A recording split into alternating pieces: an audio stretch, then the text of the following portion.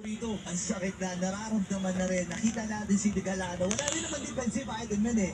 No, hindi mo rin i-invest na ng defensive item man. Pero ngayon, na kailangan kong iwas sa mga initiation.